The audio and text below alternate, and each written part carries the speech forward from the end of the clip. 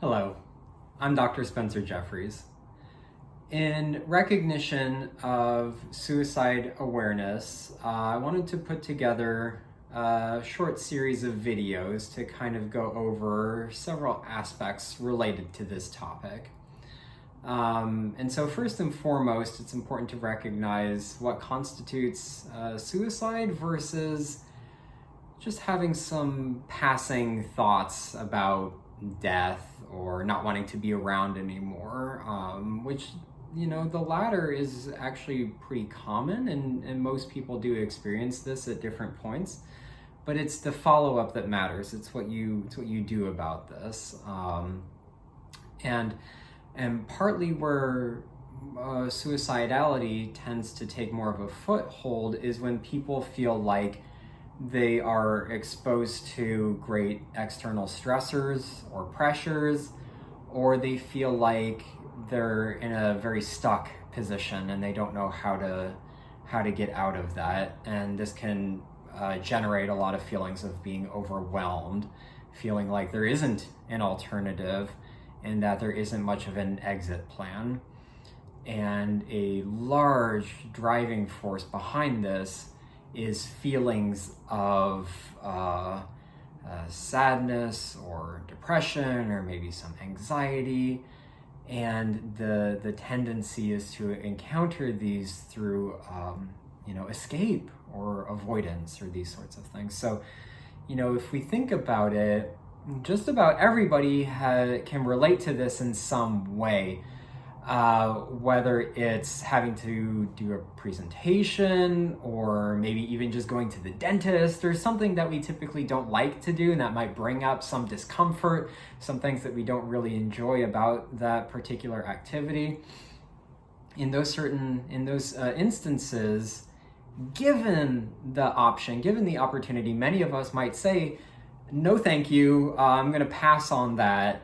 I'm just going to escape or avoid the discomfort that's associated with that.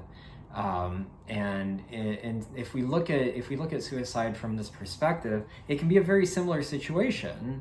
But instead of those specific examples, it may feel like it's life in general, or it may feel like the things that we can do simply aren't enough, or it's not enough to get us out of that space.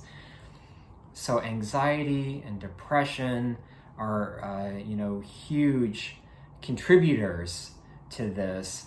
And neuroscience shows us that when we're in a state of depression or anxiety, the brain actually operates differently. So it may be more difficult to generate realistic or achievable or even useful strategies or ideas for how to change our situation, to how to improve, or how to even, make some kind of positive movement.